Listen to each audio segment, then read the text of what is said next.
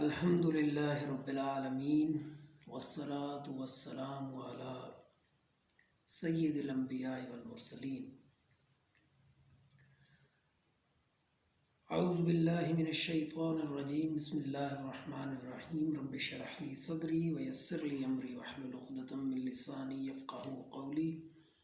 آج ہم سورہ یونس کی آیت 54 سے لے کر 61 تک کی ترجمہ اور تفسیر جاننے کی کوشش کریں گے۔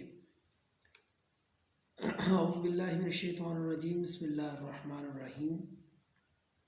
وَلَوْ أَنَّ لِكُلِّ نَفْسٍ ظَلَمَتْ مَا فِي الْأَرْضِ لَافْتَدَتْ بِهِ وَأَسَرُّوا النَّدَامَةَ لَمَّا رَأَوُا الْعَذَابَ وَقُضِيَ بَيْنَهُم بِالْقِسْطِ وَهُمْ لَا يُظْلَمُونَ۔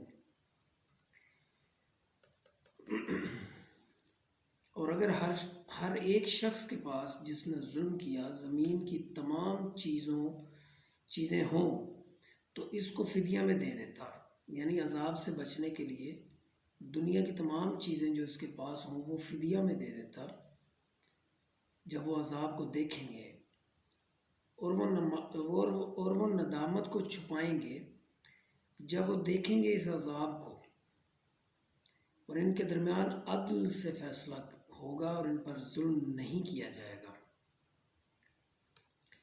اس آیت کریمہ میں اللہ تعالیٰ نے ایسی چیزوں کا ذکر کیا جو محال ہیں، یعنی ہر شخص کے پاس دنیا کے تمام خزانے ہوں اور پھر وہ دینا بھی چاہے فدیہ میں عذاب کو دیکھ کر تو اس سے قبول نہیں کیا جائے گا، یعنی یہ ایک محال بات اور ایک بالکل ناممکن چیز کو بیان کیا گیا ہے۔ اور پھر اس میں دوسری چیز جو ذکر ہوئی ہے وہ یہ ہے کہ ان کے درمیان عدل سے فیصلہ کیا جائے گا۔ یہ ظالم لوگ اصل میں کون ہیں؟ یہ ظالم لوگ اصل میں تو وہ ہیں جنہوں نے اللہ کے ساتھ شریک ٹھہرائے ہوں گے، اور کیونکہ اللہ نے قرآن مجید میں فرمایا ہے کہ ان الشرک لظلم عظیم، کہ سب سے بڑا ظلم جو ہے وہ شرک ہی ہے۔ تو یقیناً یہ لوگ جب عذاب کو دیکھیں گے تو ایک تو ان کو شرمندگی کا سامنا کرنا پڑے گا، کیونکہ جس چیز کو وہ جھٹلاتے رہے اس کو اپنی آنکھوں سے ہوتا دیکھ لیں گے، تو اس وجہ سے وہ اپنی ندامت کو چھپاتے ہوئے نظر آئیں گے، اور ان کے درمیان اللہ عدل سے فیصلہ کرے گا، یعنی ظالموں کے درمیان بھی عدل کے ساتھ اللہ فیصلہ کرے گا۔ جس نے جتنا ظلم کیا ہوگا، یعنی دو ظالموں نے اگر دونوں مشرک ہیں اور ایک نے دوسرے پر کوئی مزید بھی ظلم و زیادتی کی ہوگی تو یقیناً اللہ عدل کے ساتھ ان کے درمیان فیصلہ فرما دیں گے، اور کسی پر بھی کسی قسم کی کوئی زیادتی نہیں ہوگی۔ الا ان للہ ما فی السماوات والارض الا ان وعد اللہ حق ولکن اکثرهم لا یعلمون۔ سن رکھو کہ جو کچھ آسمانوں میں ہے اور زمینوں میں ہے سب خدا ہی کا ہے، اور آگاہ ہو جاؤ کہ اللہ کا وعدہ سچا ہے لیکن اکثر لوگ نہیں جانتے۔ وَيُحْيِي وَيُمِيتُ وَإِلَيْهِ تُرْجَعُونَ۔ وہ زندہ کرتا ہے اور وہی موت دیتا ہے، اور تم سب کو اس کی طرف لوٹ کر جانا ہے، یا تم سب اس کی طرف لوٹ کر جاؤ گے۔ یہ دو آیتوں کی جو تفسیر ہے اس میں جو شروع کا لفظ ہے اللہ، یہ قابل غور ہے، اور اللہ کا جو مطلب ہے وہ ہوتا ہے سن رکھو، خبردار، یعنی کسی کو یہ کہا جائے کہ کان کھول کر یہ بات میری اپنے ذہن نشین کر لو، یعنی اتنی پختگی کے ساتھ یہ کہا جاتا ہے کہ خبردار یہ سن رکھو یا جان لو کہ جو کچھ بھی آسمانوں اور زمینوں میں ہے، یعنی آسمانوں کے اندر بھی اور زمینوں کے اندر بھی سب کچھ اللہ ہی کا ہے، کوئی اس کے اندر کسی قسم کا کوئی دعوے دار موجود نہیں ہے، نہ ہی اللہ نے کسی کو یہ خزانے تفویض کیے ہیں کہ وہ اپنی مرضی سے یہ لوگوں کے اندر بانٹتا پھرے، تو یہ سب کچھ اللہ ہی کا ہے، جس کو چاہتا ہے وہ دیتا ہے، اور اس کے تمام وعدے سچے ہیں۔ جو وعدے اللہ تعالیٰ نے انسانوں سے کیے ہیں، جیسے جنت کا وعدہ، جہنم کا وعدہ، تو یہ وعدے، اور قیامت کا وعدہ، اور اسی طرح عذاب جو ان قوموں پر آتے تھے جو مشرک قومیں تھیں، تو یہ تمام تر وعدے اللہ کے سچے ہیں، اور یہ غلط فہمی کسی کو نہ رہے کہ اس دربار میں کوئی بھی سفارشی اپنی عرضی پیش کر سکے گا مگر وہ جس کو اللہ چاہے گا، اللہ جس کو اذن دے گا وہی بات کر سکے گا۔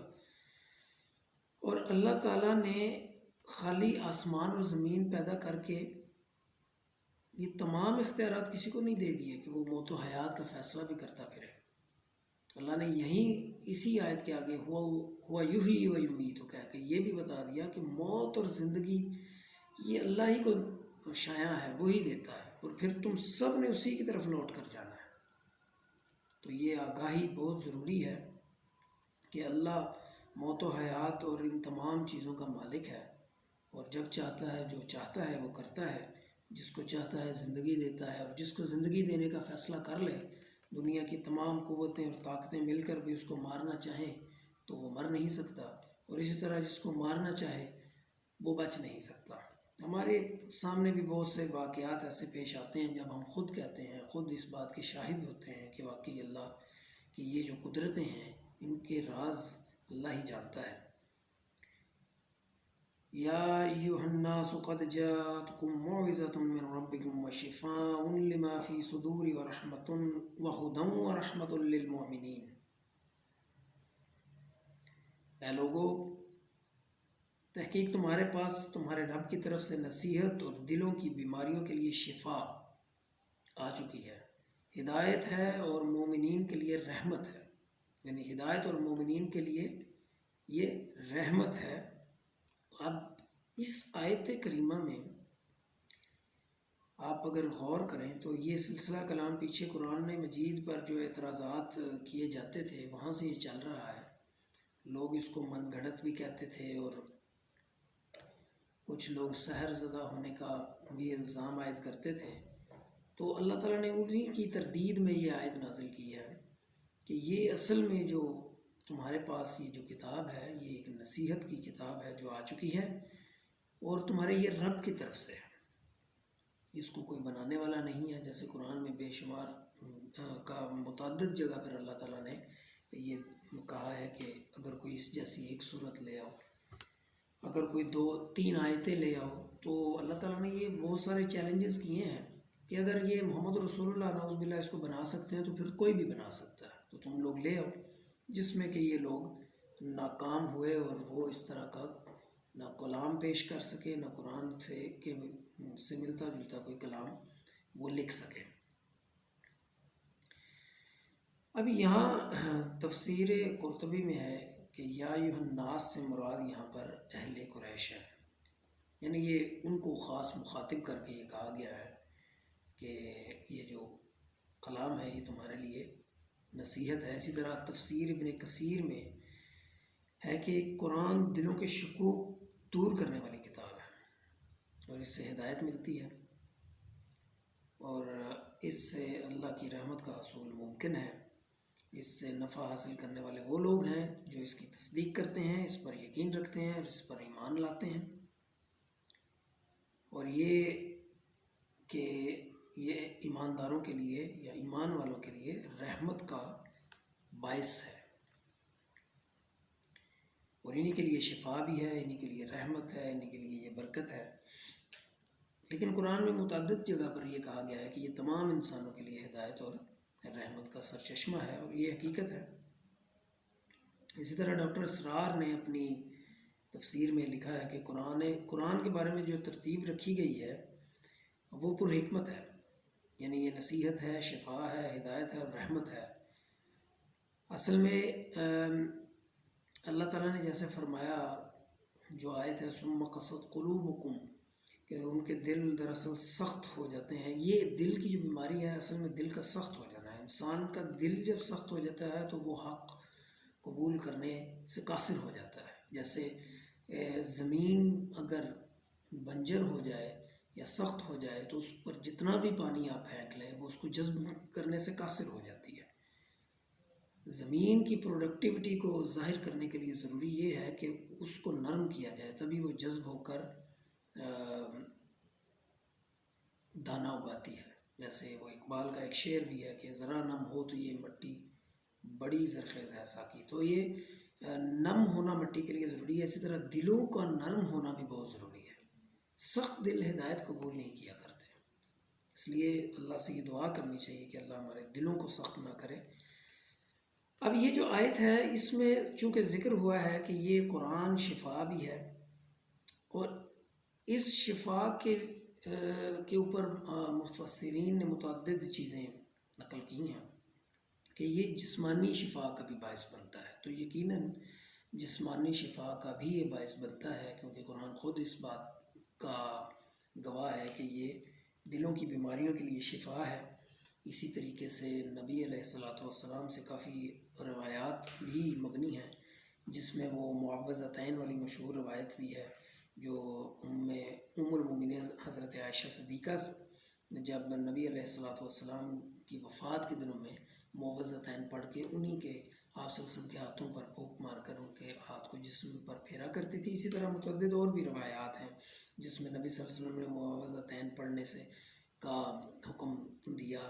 اسی طرح صحابہ کرام کا ایک واقعہ بہت مشہور ہے جس میں سورہ فاتحہ سے انہوں نے دم کیا، اور وہ ایک جو قبیلے کا سردار تھا جس کو کوئی بیماری تھی اور وہ اس سے صحت یاب نہیں ہو پا رہا تھا، سورہ فاتحہ پڑھ کر انہوں نے دم کیا اور وہ ٹھیک ہو گئے، اور اس کے عوض انہوں نے کچھ بکریاں بھی لیں اور نبی صلی اللہ علیہ وسلم سے اس کے بارے میں استدلال کیا. تو انہوں نے کہا کہ تم لوگوں نے بالکل ٹھیک کیا ہے، اور آپ صلی اللہ علیہ وسلم نے بھی اس میں سے بکریوں میں سے حصہ اپنا لیا.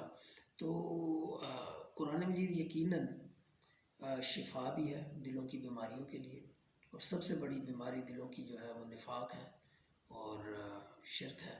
اس سے آپ کو پاک کرتا ہے. یقیناً جسمانی بیماریوں کے ساتھ ساتھ روحانی بیماریوں کی بھی یہ شفا ہے. اسی طریقے سے قرآن مجید جو ہے اس کا اولین جو اس کا نازل کرنے کا جو سبب ہے وہ ہدایت ہے.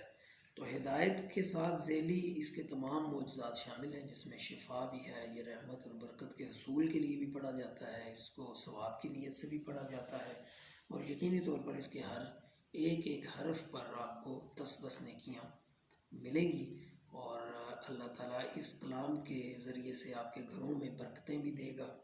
اور اسی آیت کے تناظر میں چند لوگوں نے تعویذ وغیرہ کا بھی اس بات ثابت کرنے کی کوشش کی ہے، لیکن بہتر یہ ہے کہ قرآن مجید کو پڑھا جائے، اس کی صورتوں کو پڑھ کر پھونک لیا جائے. لٹکا لینا چند روایات ضعیف بھی ہیں وہ، اور ان میں ملتا ہے جیسے عمرو بن عاص کی روایت سے استدلال کیا جاتا ہے کہ وہ نابالغ بچوں کے گلوں میں کچھ آیات لکھ کر لٹکا دیا کرتے تھے. تو نابالغ کی حد تک تو آپ کر سکتے ہیں، اور یہ صحابی کا ایک عمل ہے، لیکن اس میں بھی کلام ہے. بہرحال بہتر یہ ہے کہ قرآن مجید کو ہدایت کے طور پر پڑھا جائے، اور اس سے یقیناً آپ کو جسمانی، روحانی، قلبی شفا بھی میسر آئے گی. قل بفضل اللہ وبرحمتہ فبذلک فلیفرحوا هو خیر مما یجمعون. اے نبی فرما دیں کہ یہ اللہ کا فضل اور اس کی طرف سے رحمت ہے، اس پر تو انہیں خوشی منانا چاہیے، کیونکہ یہ ان سب چیزوں سے بہتر ہے جنہیں لوگ سمیٹ رہے ہیں. اب یہ آیت جو ہے یہ بھی بڑی زبردست آیت ہے، اور اس میں تفسیر قرطبی میں ہے کہ حضرت ابو سعید خدری اور حضرت ابن عباس سے مروی ہے کہ فضل اللہ سے مراد قرآن کریم ہے، اور رحمت سے مراد اسلام ہے.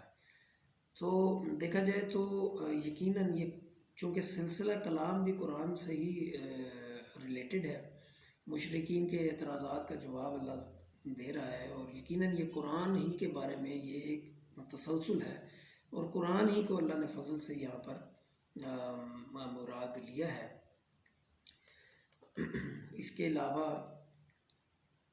حضرت مجاہد اور قتادہ سے مروی ہے کہ فضل اللہ سے مراد ایمان ہے اور رحمت سے مراد قرآن ہے. تو بہرحال یہ قرآن ہی کے تناظر میں یہ بات ہوئی ہے. اسی طرح تفسیر احسن البیان میں ہے کہ اس آیت سے مراد قرآن ہے، کیونکہ یہ اللہ کا خاص فضل ہے اور اس کی رحمت ہے، اور اس پر اہل ایمان کو خوش ہونا چاہیے.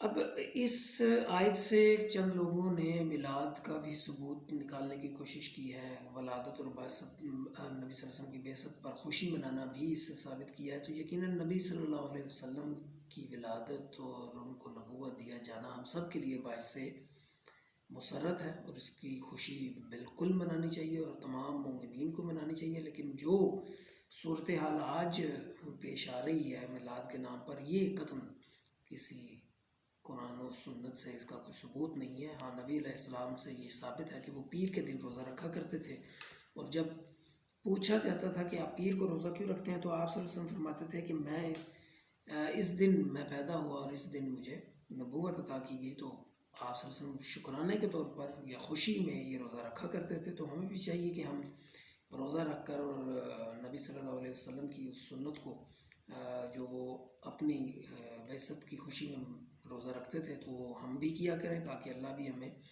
اسی طرح نبی علیہ السلام کے طریقے پر چلنے والا بنائے. تو یہ جو آج کل کے میلاد ہیں وہ قطعاً اس سے ثابت نہیں ہو پائیں گے.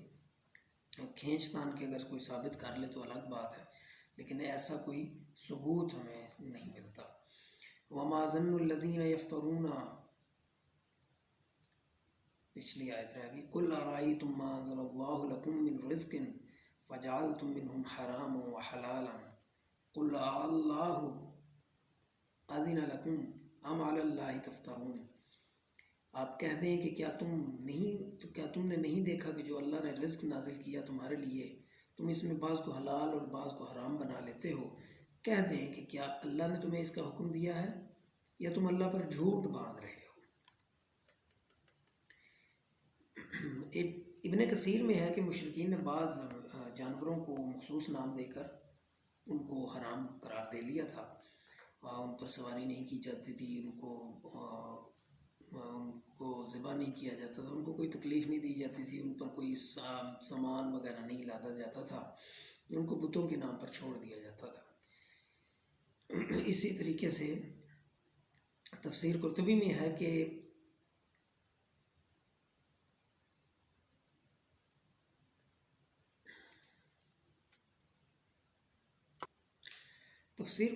یہ ہے کہ انزلہ کا مطلب جو ہے وہ قرآن مجید میں اکثر بنانا کے طور پر بھی آیا ہے اور نازل کرنا کے طور پر بھی آیا ہے. بنانا کے طور پہ جہاں پر آیا ہے وہ مثال کے طور پہ وَأَنزَلَ الْحَدِيدَ فِيهِ بَأْسٌ شَدِيدٌ، اور ہم نے پیدا کیا ہے لوہے کو اور اس میں بڑی قوت ہے. تو اسی طریقے سے تفسیر قرطبی میں یہ ہے کہ یہ بنانا کے مطلب میں بھی انزلہ نازل ہوا ہے آتا ہے. اسی طرح حضرت مجاہد نے کہا ہے کہ یہ وہ جانور ہیں جن میں بحیرہ، صائبہ، وسیلہ اور حام کی تحریم کے بارے میں حکم لگایا. مولانا مودودی نے اپنی تفسیر میں لکھا ہے کہ رزق کا اطلاق محض کھانے پینے یا دسترخوان کی اشیاء پر نہیں ہوتا، بلکہ اس میں عطا، بخشش اور نصیب کے معنی بھی عام ہیں. اللہ نے جو کچھ بھی دنیا میں انسان کو دیا ہے وہ رزق ہے. یہاں تک کہ اولاد بھی انہوں نے ایک مشہور دعا کا بھی ذکر کیا جس میں ہے اللہم ارنا الحق حقا وارزقنا اتباع، یعنی ہم پر حق کو واضح کر دے اور ہمیں اس کی اتباع کی توفیق عطا فرما. اسی طرح توفیق جو ہے یہ بھی رزق کے زمرے میں بھی ہے آتی ہے. اسی طرح قرآن میں ہے کہ وَمِمَّا رَزَقْنَاهُمْ يُنْفِقُونَ، جو کچھ ہم نے ان کو دیا اس میں سے خرچ کرتے ہیں. اسی بنا پر انہوں نے استدلال کیا ہے کہ حرام و حلال کو محض کھانے پینے اور دسترخوان تک محدود نہیں کرنا چاہیے، بلکہ تمدن کے وسیع تر معاملات میں بھی یہی اصول کار فرما ہونا چاہیے. اور اسی طرح حلال و حرام کرنے کے معاملے میں اللہ نے فرمایا کہ کیا تمہیں یہ اختیار اللہ نے دیا ہے یا تم اس پر جھوٹ باندھ رہے ہو. یعنی اللہ تعالیٰ نے خود تو ایسی کوئی چیز حرام نہیں کی یا حلال جو حلال ہو اور تم نے حرام ٹھہرا دی ہو. تو یہ جو جانور تھے ان کو انہوں نے حرام کر دیا تھا. اس میں بحیرہ تھی، یہ وہ اونٹنی تھی جس کا دودھ بتوں کے نام پر روک لیا جاتا تھا. صائبہ وہ اونٹنی تھی جس کو وہ بتوں کے نام پر چھوڑ دیتے تھے. وسیلہ وہ اونٹنی تھی جو مسلسل اونٹنیاں دیتی تھی یعنی جنتی تھی. حامی وہ اونٹ تھا جو معین دفعہ جفتی کرتا تھا. یعنی یہ کچھ چیزوں خصوصیات تھیں جو اس طرح کرتا تھا، ان کو یہ بتوں کے نام پر چھوڑ دیا کرتے تھے. تو اسی طرح آج کل کے دور میں بھی کچھ چیزیں ایسی ہیں جیسے جو صوفیاء کے اندر جن کا انہوں نے لے لی ہیں اسی تصوف کی بنیاد پر کہ شادی نہیں کرنی چاہیے اور دنیا سے کٹ کے کہیں غاروں میں چلے جانا چاہیے، اور یہ دنیا چونکہ یہ آپ کو لذتوں کی طرف کرتی ہے، اگر راغب کرتی ہے تو اس کو چھوڑ دینا چاہیے. تو نبی صلی اللہ علیہ وسلم نے اور اللہ تعالیٰ نے ہمیں یہ تعلیمات دی ہیں کہ دنیا کے تمام تر اسباب کو استعمال میں لاتے ہوئے، اختیار کرتے ہوئے ہم نے آگے چلنا ہے اور اس دنیا میں رہتے ہوئے اللہ کی عبادت کرنی ہے. جنگلوں اور غاروں میں نکل جانا یہ کوئی اس جنگلوں اور غاروں میں نکل جانا روحانی معراج کے اصول کے لیے کوئی ایک ضروری چیز نہیں ہے۔ اس پر آپ صلی اللہ علیہ وسلم کی وہ روایت جو غار حرا میں جانے والی ہے وہ لی جاتی ہے کہ آپ صلی اللہ علیہ وسلم بھی گوشہ نشین ہو جاتے تھے، تنہائی کو پسند کرتے تھے، لیکن یہ عمل نبی علیہ السلام نے اگر کیا بھی تو یہ کوئی مستقل نہیں تھا، اور اس میں یقیناً کوئی حکمتیں تھیں جس کے باعث یہ کیا گیا۔ تو کچھ چیزیں انبیاء کے لیے خاص بھی ہوا کرتی ہیں۔ بہرحال کچھ لوگوں نے اس غار حرا کے بارے میں یہ بھی لکھا ہے کہ وہ ایک روایتی اعتکاف تھا جو اس وقت کے لوگوں میں رائج تھا اور سبھی لوگ کیا کرتے تھے۔ بہرحال تو یہ جو آیت ہے اس سے آپ اندازہ لگا سکتے ہیں کہ ہمارے مسلمانوں میں بھی کچھ لوگ ایسے موجود ہیں جو حلال کو حرام اور حرام کو حلال کیے دیتے ہیں، تو ان سے گریز کرنا چاہیے اور عقل و شعور کے مسلمات کو استعمال کرتے ہوئے اور دلائل کی روشنی میں جو ہے ان کی نفی کرنی چاہیے۔ اگلی آیت دیکھتے ہیں جی۔ وما ظن الذين يفترون على الله الكذب يوم القيامة إن الله لذو فضل على الناس ولكن أكثرهم لا يشكرون۔ اور جو لوگ خدا پر افترا کرتے ہیں یعنی جھوٹ باندھتے ہیں، وہ قیامت والے دن کی نسبت کیا خیال کرتے ہیں؟ یعنی اللہ یہاں پر ایک سوالیہ انداز میں ان سے یہ کہہ رہا ہے کہ کیسے وہ بچ سکیں گے قیامت والے دن جو جھوٹ باندھتے ہیں۔ بے شک خدا لوگوں پر مہربان ہے لیکن اکثر لوگ شکر نہیں کرتے۔ اس آیت میں اللہ نے ان لوگوں سے جو خود ساختہ حلال و حرام بنا کر اللہ پر جھوٹ باندھتے ہیں، ان کے پاس کوئی دلیل بھی نہیں ہوتی، اور اس پر اللہ ان سے پوچھ رہا ہے کہ قیامت والے دن وہ کیسے بچیں گے۔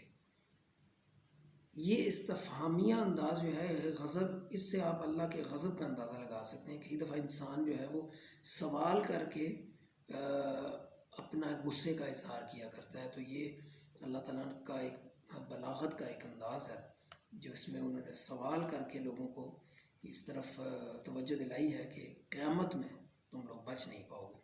تو اللہ تو لوگوں پر مہربان ہے لیکن لوگ خود شکر ادا کرنے والے نہیں ہیں۔ وما تكون في شأن وما تتلو منه من قرآن ولا تعلمون من عمل إلا كنا عليكم شهودا إذ تفيضون فيه وما يعزب عن ربك من مثقال ذرة في الأرض ولا في السماء ولا أصغر من ذلك ولا أكبر إلا في كتاب مبين۔ اور تم جس حال میں ہوتے ہو یا قرآن پڑھتے ہو تو تم لوگ کوئی کام کرتے ہو، جب اس میں مصروف ہوتے ہو تو ہم تمہارے سامنے ہوتے ہیں، اور تمہارے پروردگار سے ذرہ برابر بھی کوئی شے نہ آسمانوں میں نہ زمین میں نہ چھوٹی نہ بڑی پوشیدہ ہے مگر ایک واضح کتاب میں درج ہے۔ یہ بہت زبردست آیت ہے۔ یہ آیت نبی صلی اللہ علیہ وسلم اور صحابہ کرام کے لیے بطور تسلی نازل کی گئی ہے کہ آپ لوگ جو کام کر رہے ہیں ہمتاً ہو کر وہ کریں، پورے انہماک سے اس کو اور پوری تندہی سے اپنی دعوت کو جاری رکھیں، ان مخالفین کی کوئی پرواہ مت کریں، کیونکہ آپ کی نگرانی اور آپ کی نگہبانی اللہ کر رہے ہیں۔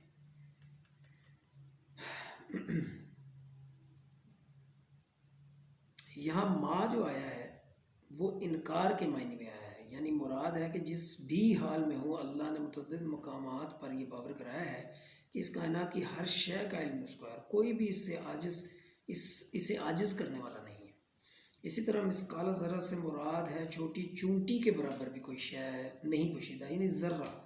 اسی طرح ایک آیت میں ہے کہ زمین میں چلنے والا کوئی جاندار اور نہ ہوا میں اڑنے والا کوئی پرندہ تمہاری طرح، یہ تمام تمہاری طرح جماعتیں ہیں، ہم نے کتاب میں کسی چیز میں کوتاہی نہیں کی، پھر سب اپنے رب کی طرف جمع کیے جائیں گے۔ یہ سورہ انعام کی آیت 38 میں اللہ تعالیٰ نے ذکر کیا۔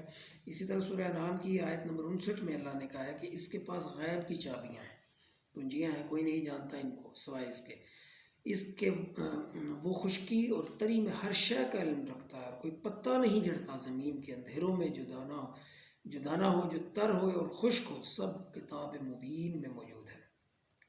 غرض یہ کہ اللہ تعالیٰ کائنات کی ہر چیز سے واقف ہے، ہر چیز اس کے علم میں ہے، کوئی چیز بھی اس سے مخفی نہیں ہے۔ نہ ہمارے دلوں کے جو راز ہیں وہ، نہ زمین پہ گرنے والا کوئی پتا، نہ کوئی زمین کی تہوں میں اگنے والا دانہ جو کہ بڑا درخت تناور درخت بنتا ہے، کوئی چیز بھی اللہ سے پوشیدہ نہیں ہے۔ اور اللہ محض عرش پر مستوی نہیں ہے، بلکہ اس پوری کائنات کا انتظام اللہ اپنے قبضہ قدرت میں رکھے ہوئے ہے، اور یہ کسی کو بھی اس نے تفویض نہیں کیا۔ اس کی آیت ایک اوپر بھی گزر چکی کہ اللہ ہی موت دیتا ہے، اللہ ہی زندگی دیتا ہے، اور اللہ ہی کا سب کچھ ہے۔ اسی طریقے سے اللہ تعالیٰ نے اپنی موجودگی کے بارے میں متعدد آیات میں یہ ذکر کیا کہ ہم شاہراہ سے قریب ہیں، تم مجھے پکارو میں تمہاری پکار کو سنتا ہوں۔